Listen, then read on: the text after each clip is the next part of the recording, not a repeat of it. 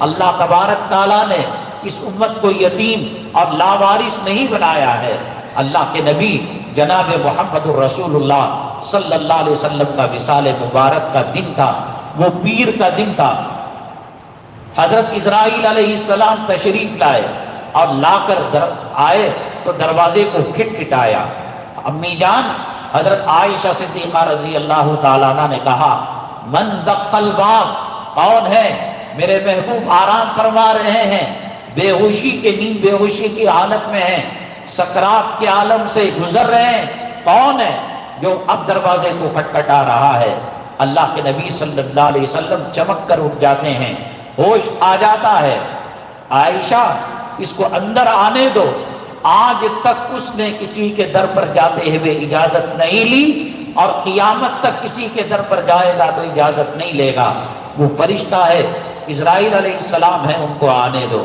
اسرائیل علیہ السلام اللہ کا پیغام لے کر آئے، پیچھے پیچھے حضرت جبریل علیہ السلام تشریف لائے اور اللہ کے نبی صلی اللہ علیہ وسلم کو سلام کیا۔ اللہ کے نبی صلی اللہ علیہ وسلم نے سلام کا جواب دیا، کہا کہ اللہ کا پیغام لے کر آیا ہو، آپ رہنا چاہیں ابھی بہت سارے سال دنیا میں رہ سکتے ہیں، اللہ آپ کی ملاقات کا متمنی ہے، اللہ آپ سے ملاقات کرنا چاہتا ہے، اگر آپ چاہیں تو آپ اللہ تعالیٰ کے یہاں موت کے پل سے گزر کر جا سکتے ہیں۔ اللہ کے نبی صلی اللہ علیہ وسلم نے نہ یہ کہا کہ مجھے دنیا میں رہنا ہے، نہ یہ کہا کہ مجھے موت گلے لگانا ہے۔ سب سے پہلی بات جو یہ کہی، اللہ کے نبی صلی اللہ علیہ وسلم نے کہا، اے جبرائیل اللہ تعالیٰ سے جا کر پوچھو میرے چلے جانے کے بعد میری امت کا کیا ہوگا۔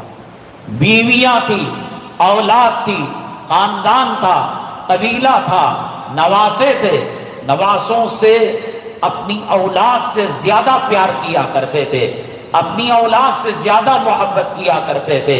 حضرت فاطمہ الزہرا رضی اللہ تعالیٰ عنہ کے کان کے اندر آپ نے کہا، ان قریب اللہ سے میں ملاقات کرنے والا ہوں۔ رونے لگی، سینے سے لگا دیا، چھوڑ دیا، ازواج مطہرات کو سینے سے لگا دیا، چھوڑ دیا، اور خاندان قبیلے والوں کو سینے سے لگا دیا، چھوڑ دیا۔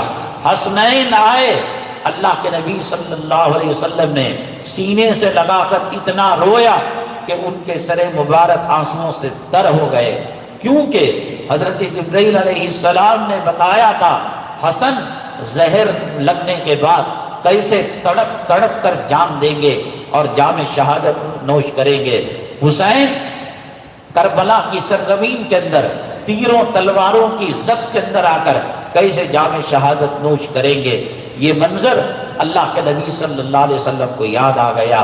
آدمی مرتا ہے، بیوی کو پوچھتا ہے، ماں کو پوچھتا ہے، اولاد کو پوچھتا ہے، چہیتوں کو پوچھتا ہے۔ اللہ کے نبی صلی اللہ علیہ وسلم نے نہ اولاد کو پوچھا، نہ حسنین کو پوچھا، نہ بیویوں کو پوچھا، نہ خاندان اور اہل بیت کو پوچھا، سب کچھ سامنے تھے۔ جبریل امین علیہ السلام سے کہا، اللہ سے پوچھ کر آؤ میرے چلے جانے کے بعد میری امت کا کیا ہوگا۔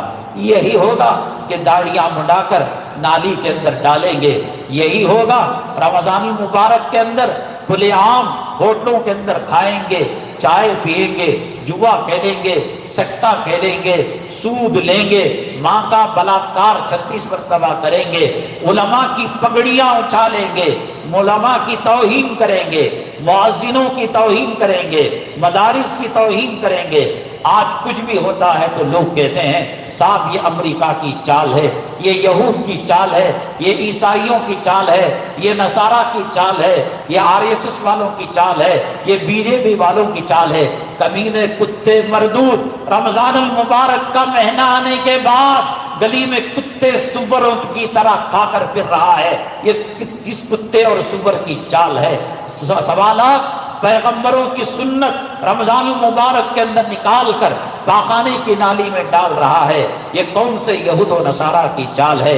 رمضان المبارک کے اندر تراویح کو چھوڑ کر اپنی ماں بہنوں کو مزین کر کر سور کی چربی ملی ہوئی نیل پالش اور لپسٹک لگا کر بازاروں میں ٹائٹ بازاروں میں گھما کر غنڈے اور غیر مسلم رمضان المبارک کے اندر ٹوپی ڈال کر مسلمانوں کا حلیہ بنا کر وہ چندہ بھی لیتے ہیں، وہ بھیک بھی لیتے ہیں، اور ایسی بازاریں جہاں تنگ و چست گلیاں ہوتی ہے، لوفر کا انسان حرام کے نطفے سے پیدا ہوا، شرم و حیا کا جنازہ نکلا ہوا، اپنی بیویوں کو، بیٹیوں کو، بہوؤں کو ایسے بازار کے اندر غیر مسلم جبہ شریف پہن کر، ٹوپی پہن کر ہماری ماں بہنوں کے پاخانے کی جگہ کونیاں مارتے ہیں، اپنا ہاتھ ان کے جسم کو لگاتے ہیں۔ یہ کون سے امریکہ کی چال ہے؟ یہ کون سے بھاجپا کی چال ہے؟ یہ کون سے RSS کی چال ہے؟